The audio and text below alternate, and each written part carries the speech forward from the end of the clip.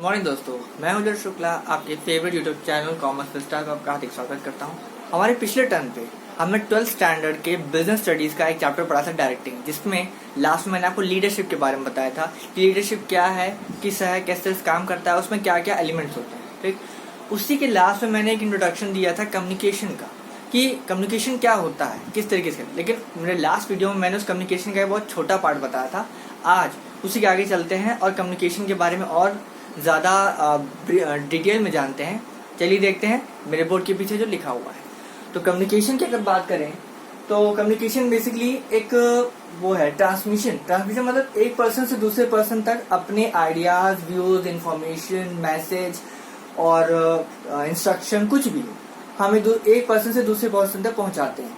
ठीक, इस ट्रांसमिशन को हम लोग ट्रैवलिंग भी कह सकते हैं, क्योंकि हमारे आइडियाज, हमारे इंस्ट्रक्शंस, हमारे व्यूज, हमारी फीलिंग्स, कुछ भी हो जो हम दूसरे तक पहुंचाना चाहते हैं, वो किसी न किसी मीडियम के थ्रू ट्रैवल करते हैं। तो इस ट्रैवलिंग को ही ट्रांसमिशन ऑफ मैसेज कहा जाता है। ठीक है, ओवरऑल जो ये कम्युनिकेशन है, कम्युनिकेशन या तो किन्हीं दो पर्सन के बीच में होगा, ठीक, या फिर दो से ज्यादा पर्सन के बीच में होगा। और इस ट्रांसमिशन यानी एक्सचेंज ऑफ आइडियाज या व्यूज के लिए हम अलग अलग तरीकों का इस्तेमाल करते हैं।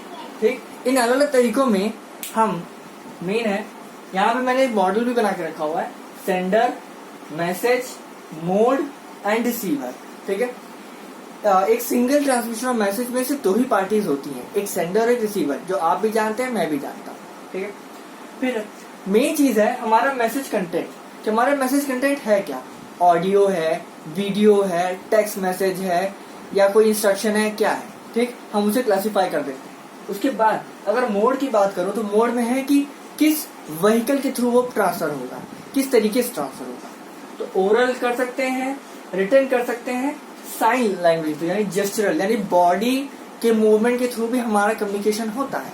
ठीक, फॉर एग्जाम्पल अगर आपको किसी को रुकने के लिए कहना हो या दूर से कहना हो कि नहीं पीछे जाओ, तो आप क्या करते हो, बंदा जा रहा है ऐसे कर देते हो, वो समझ जाता है कि हाँ इसने मुझे रुकने के लिए कहा है। ठीक, और फिर वो पीछे चला जाता है। ठीक है, और अगर हमें किसी से पूछना हो कि क्या मैं वहां आऊं, तो मैं क्या पूछता हूँ, मैं वहां आ सकता हूँ। तो अगर आने लायक जगह है तो वो कहेगा हाँ, ऐसे शायद कर देगा आओ, लेकिन अगर नहीं तो कहेगा नहीं वापस जाओ। ठीक, एनीवेज ये तो थी एक बेसिक सी इन्फॉर्मेशन कम्युनिकेशन के बारे में। अब मेन चीज ये देखना है कि कम्युनिकेशन एग्जैक्टली कितने तरीके के होते हैं और कम्युनिकेशन प्रोसेस क्या होता है। ठीक, आइए देखते हैं communication process and types of communication. बात करते हैं कम्युनिकेशन प्रोसेस की। तो एलिमेंट्स ऑफ कम्युनिकेशन प्रोसेस की मैं बात करूं तो sender, message content, encoding, media मतलब उस पर्टिकुलर मीन्स के थ्रू जिसके थ्रू मैसेज कन्वे हुआ है, फिर डिकोडिंग, रिसीवर और फीडबैक। अब इन सभी सातों एलिमेंट्स को हम समझ लेते हैं फटाफट। मेन है सेंडर, मैंने पहले बताया था कि किसी भी ट्रांसमिशन ऑफ कम्युनिकेशन में दो पार्टीज होती है, सेंडर और रिसीवर। ठीक, तो सेंडर और रिसीवर दोनों हैं। मैसेज कंटेंट की बात करें तो मैसेज कंटेंट में हम कुछ भी मतलब भेज सकते हैं जो हमें मन करे, कि इंस्ट्रक्शन है, कोई इन्फॉर्मेशन है, कोई आइडियाज है, व्यूज हैं, इमोशंस है, कुछ भी। ठीक है, एनकोडिंग का मतलब होता है कि जरूरी नहीं कि आप जिस लैंग्वेज में मतलब भेज रहे हो वो सबको पता होनी चाहिए। एनकोडिंग का मतलब होता है अपने मैसेजेस को कोई सीक्रेट कोड प्रोवाइड कर देना, कि ये मैसेज सिर्फ वही बंदा सुने या जाने या समझे जिसको हम भेज रहे हैं। ठीक, एनकोडिंग का मतलब होता है अपने मैसेजेस को सीक्रेट कोड प्रोवाइड करके उसको तब सेंड करना। ठीक है, मीडिया का मतलब होता है मीन्स, यानी जिसके थ्रू वो ट्रेवल करेगा, यानी एक तरीके से व्हीकल, कि जिस व्हीकल के थ्रू आपका मैसेज जो है रिसीवर तक पहुंचेगा। ठीक है, डिकोडिंग का मतलब सिर्फ है कि जो एनकोडेड मैसेज था, यानी जो सीक्रेट कोड के थ्रू कन्वर्टेड मैसेज था, अब हमको उसको डिकोड करना है, हमको उसको अपने समझने लायक लैंग्वेज में ट्रांसलेट करके उसको समझना है। ठीक है, उसे डिकोडिंग कहते हैं। डिकोडिंग के बाद वो आएगा रिसीवर के पास। जब रिसीवर, भाई ऑब्वियस सी बात है कि रिसीवर खुद भी डिकोड कर सकता है या किसी से डिकोड करवा भी सकता है, तो डिकोड करवाएगा, उसके बाद फिर वो रिसीवर के पास आएगा। ठीक, रिसीवर के पास आने के बाद जब रिसीवर उस मैसेज को समझ जाएगा और समझ लेगा कि हाँ कि भाई सेंडर क्या कहना चाहता है, तो वो फीडबैक के फॉर्म में अपनी कंसेंट या ये कहेगा हाँ भाई आपका मैसेज हमें मिल गया, सब कुछ हो गया, अब हम आपके साथ तैयार हैं, वगैरह वगैरह। ठीक, overall sender, message, encoding, media, decoding, receiver and feedback, ये पूरी साइकिल है जो कि चलती रहती है, क्योंकि कम्युनिकेशन एक ऐसी चीज है जो कि वन स्टेप जो है एक्शन नहीं है, इसमें कंटिन्यूटी रहती है। जैसे कि ऑर्गेनाइजेशन के अंडर में अगर हमको इंस्ट्रक्शन देने का एक बार इंस्ट्रक्शन देकर के रुक नहीं जाते हैं, वो कंटिन्यूअसली चलता रहता है। वैसे ही कम्युनिकेशन भी एक 24/7 यानी एवर गोइंग प्रोसेस है। We don't stop by just transmitting one single message. ठीक है, आइए बात करते हैं आगे कि फॉर्म्स ऑफ ऑर्गेनाइजेशनल कम्युनिकेशन क्या होते हैं। आइए उनको देखते हैं और फिर चलेंगे उसके आगे। बात की थी टाइप्स ऑफ ऑर्गेनाइजेशन कम्युनिकेशन की, तो ऑर्गेनाइजेशनल कम्युनिकेशन यानी किसी भी बिजनेस एंटिटी के विद इन जो कम्युनिकेशन होते हैं उसमें दो तरीके का कम्युनिकेशन ही पाया जाता है। पहला फॉर्मल कम्युनिकेशन जो ऊपर लिखा हुआ है, और नीचे है इनफॉर्मल कम्युनिकेशन। ठीक, अब इसको मैंने डायग्रामेटिकल फॉर्म में समझाया हुआ है। आइए इसको देखते हैं और फिर चलेंगे इसके आगे और इसके डिटेल में। ऑर्गेनाइजेशन कम्युनिकेशन की बात करें तो दो पार्ट में डिवाइडेड है, फॉर्मल इनफॉर्मल। पहले फॉर्मल देख लेते हैं क्योंकि फॉर्मल का जो स्ट्रक्चर है वो इनफॉर्मल के कंपैरिजन में काफी बड़ा है। ठीक है, वर्टिकल कम्युनिकेशन, हॉरिजॉन्टल कम्युनिकेशन और डायगोनल कम्युनिकेशन। फॉर्मल कम्युनिकेशन के 3 टाइप्स होते हैं, वर्टिकल, हॉरिजॉन्टल, डायगोनल। ठीक है, वर्टिकल अगर कम्युनिकेशन की मैं बात करूं तो वर्टिकल का मतलब होता है यूं सीधा, मतलब एक ऊपर से नीचे, नीचे से ऊपर, यानी अपवर्ड या डाउनवर्ड डायरेक्शन। ठीक, वर्टिकल कम्युनिकेशन में 2 टाइप्स होते हैं, upward communication and downward communication. ठीक, अपवर्ड कम्युनिकेशन का मतलब है जब चीजें नीचे से ऊपर जा रही हैं। ठीक, और डाउनवर्ड का मतलब है नीचे से ऊपर से नीचे जा रही हैं। ठीक है, अपवर्ड कम्युनिकेशन में 3 एलिमेंट्स होते हैं बेसिकली। पहला होता है सजेशन, यानी अगर आपके नीचे वाले आपके सबऑर्डिनेट्स आपको कोई आइडिया दें, सजेशन दे कि सर ये चीज ऐसे नहीं ऐसे ज्यादा अच्छी हो सकती है, तो वो एक अपवर्ड कम्युनिकेशन होता है क्योंकि आपके नीचे वाले आप तक इन्फॉर्मेशन पहुंचाते हैं। ठीक है, सेकेंड है फॉर्मल ग्रीवेंस। मान लीजिए आपके जो नीचे सबऑर्डिनेट्स काम कर रहे हैं उनको आपके काम करने के तरीके से या आपके पे स्ट्रक्चर से कोई प्रॉब्लम है या और कोई दिक्कत है, तो वो आप तक अपनी फॉर्मल ग्रीवेंस।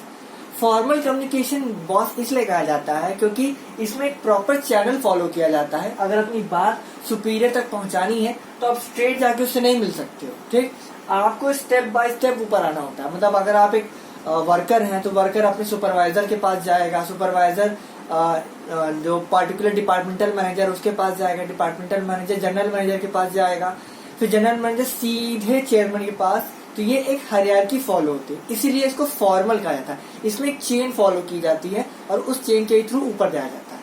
ठीक, तो फॉर्मल ग्रीवेंस की बात कर रहे थे, इसमें वही था कि अगर आपके एम्प्लॉय को आपके किसी भी चीज से प्रॉब्लम है या क्या कहते हैं जो भी है, अगर पेमेंट प्रॉब्लम है या कुछ भी प्रॉब्लम है, तो वो आप तक आपने फॉर्मल ग्रीवेंसेस पहुंचाएगा, तो वो अपवर्ड कम्युनिकेशन के थ्रू ही पहुंचा सकता है। ठीक है, तीसरा है टास्क फोर्स। टास्क फोर्स का मेन मतलब है कि आपको किसी न किसी प्रोजेक्ट के लिए मैन पावर की जरूरत होती है और वो मैन पावर हमेशा अपवर्ड कम्युनिकेशन के थ्रू ही आप तक इंफॉर्मेशन पहुंचाता है।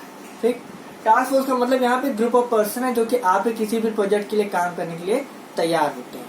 ठीक, अगला है downward communication. Downward communication main है, इसमें ऑर्डर्स या फिर इंस्ट्रक्शंस को नीचे जो है भेजा जाता है। कहने का मतलब है कि अगर आपके जो बॉस हैं, यानी मान लीजिए सीईओ है, चीफ एग्जीक्यूटिव ऑफिसर है, चेयरमैन है या बोर्ड ऑफ डायरेक्टर्स हैं, वो मीटिंग करते हैं और मीटिंग करने के बाद उसमें जो भी वो डिसीजन लेते हैं वो मिनट्स के फॉर्म में आता है। ठीक है, उस मिनट्स को आप तक पहुंचाया जाता है। इनफैक्ट अगर मीटिंग भी ऑर्गेनाइज करवानी है तो बोर्ड ऑफ डायरेक्टर्स अपने नीचे वालों को मैसेज डाउनलोड कर देते हैं कि भैया हमको मीटिंग करवानी है, इसके लिए बाकायदा इंस्ट्रक्शन भेजा जाता है। तो ये डाउनवर्ड कम्युनिकेशन में जाता है। ठीक है, अब आइए बात करते हैं हॉरिजॉन्टल कम्युनिकेशन। हॉरिजॉन्टल में होता क्या है, हॉरिजॉन्टल मतलब होता है ये वाला, मतलब बराबर मेन है।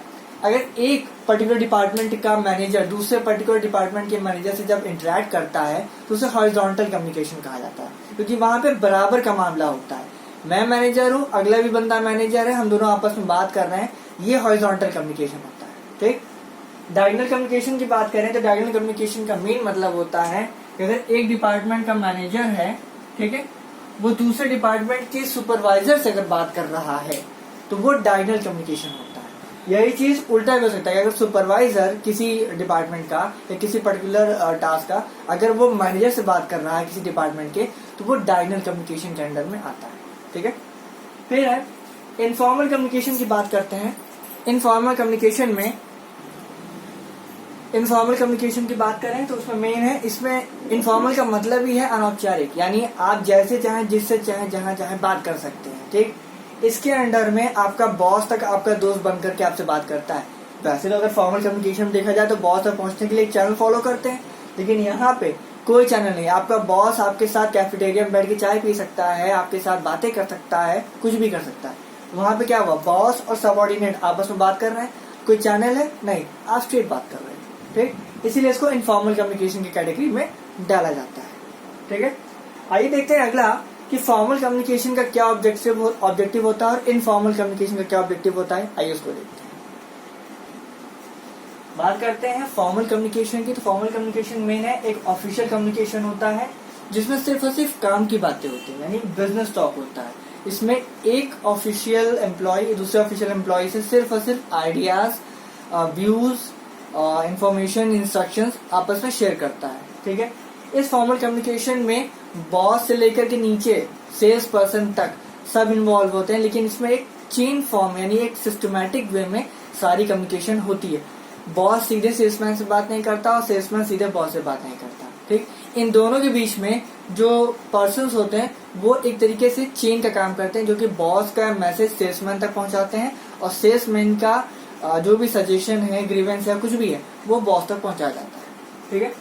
फिर है ऑफिशियली रिलेटेड पर्सन, जो मैंने पहले बताया था। इसमें कोई भी आउटसाइडर घुस करके बात नहीं कर सकता। यानी अगर मैं किसी ऑफिस में एज एन ऑफिस एम्प्लॉय हूँ तो मैं अपने ही बराबर के यानी अपने ही जैसे कहते हैं ना काउंटर पार्ट यानी कलीग से ही बात कर सकता हूँ। किसी आउटसाइडर से मैं ऑफिशियल टॉक नहीं कर सकता या फॉर्मल कम्युनिकेशन नहीं कर सकता, ठीक है। Takes place in written form, हाँ ये इसका सबसे बड़ा वो है कि ये हमेशा रिटन फॉर्म में ही होता है, ये ओरल नहीं होता।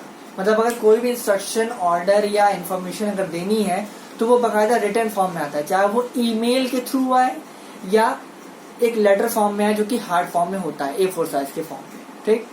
फिर है फीचर्स देख लेते हैं। फीचर्स में है गोल ओरिएंटेड होता है।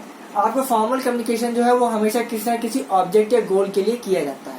मान लीजिए आप कोई प्रोडक्शन करवा रहे हैं, उस प्रोडक्शन में कुछ चेंजेस करने हैं तो आप फॉर्मल कम्युनिकेशन के थ्रू A4 साइज या ईमेल के थ्रू उस पर्टिकुलर डिपार्टमेंट को भेज देते हैं और उसमें आपकी वैल्यूएबल इंस्ट्रक्शंस होते हैं कि अब इस प्रोडक्शन को इतना बढ़ाना है, इतना घटाना है या जो भी करना है, ठीक। फिर है सिस्टमैटिक, मैंने बता दिया था कि इसमें एक सिस्टम फॉलो किया जाता है, एक चेन के थ्रू ये ऊपर से नीचे आता है, ना कि कहीं बीच से चेन तोड़ करके आप आराम से कर सकते हो, ठीक है। सोर्स ऑफ इंफॉर्मेशन, ऑब्वियसली मैंने पहले ही बताया था कि सोर्स ऑफ इंफॉर्मेशन इसका मेन एलिमेंट है। इसमें इंस्ट्रक्शन, व्यूज, डायरेक्शंस या अगर किसी भी पर्टिकुलर प्रोसेस को हॉल्ट यानी स्टॉप करना है वो भी इसके अंडर में आता है। फिर है इम्पर्सनल, ये कोई एक पर्सन दूसरे पर्सन को नहीं भेजता, ये एक एम्प्लॉय दूसरे एम्प्लॉय को भेजता है, जिसमें सिर्फ और सिर्फ काम की बातें होती है, जो मैं पहले ही बता चुका हूँ। इम्पर्सनल टॉक के लिए फॉर्मल कम्युनिकेशन इस्तेमाल किया जाता है। लास्ट है डिले इन्फॉर्मेशन, ये इसका एक ड्रॉबैक है कि अगर फॉर्मल कम्युनिकेशन कर रहे हैं तो भाई मैंने क्या कहा, एक स्केलर चेन आती है, स्केलर चेन की वजह से कभी कभी इन्फॉर्मेशन पहुंचने में देर हो जाती है, ठीक है। यही इसका एक बहुत बड़ा ड्रॉबैक है कि अगर इनफॉर्मल कम्युनिकेशन हो तो हम बीच से चेन तोड़ करके बता सकते हैं, उसको जल्दी हो जाएगा।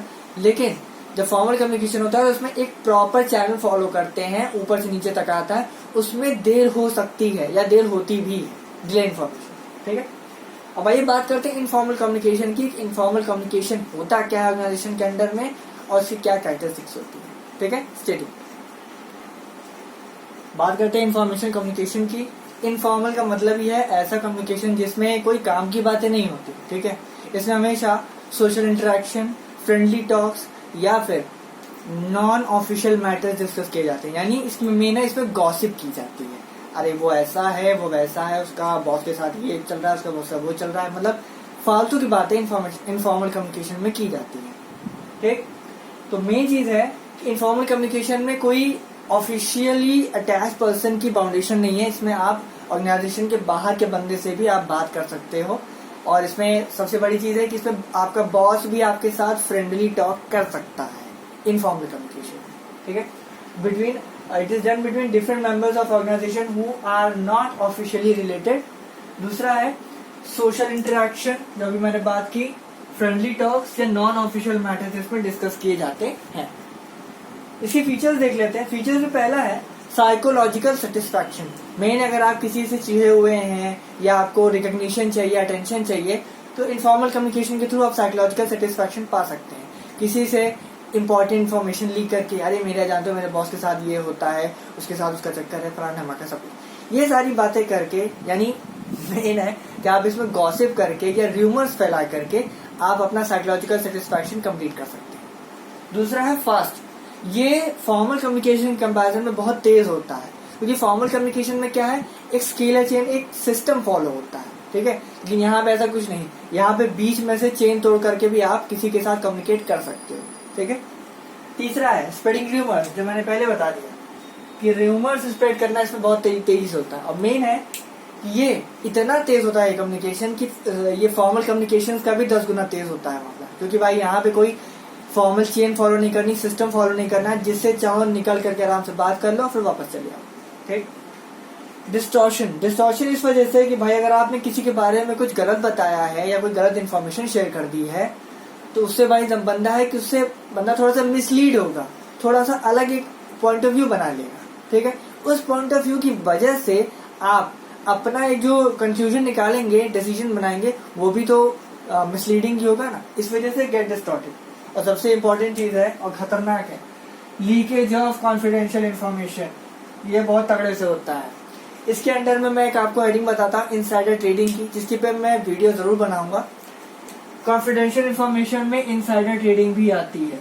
इसमें आपको इनफॉर्मल कम्युनिकेशन के थ्रू इसको आप कर सकते हैं, ठीक है। तो आज पे इतने पे रोक रहा हूँ, मिलेंगे अगले वीडियो में कम्युनिकेशन पार्ट 2 में। उसमें अभी आपको बैरियर्स और भी कई चीजें बतानी है, क्योंकि एक वीडियो में पॉसिबल नहीं हो सकता।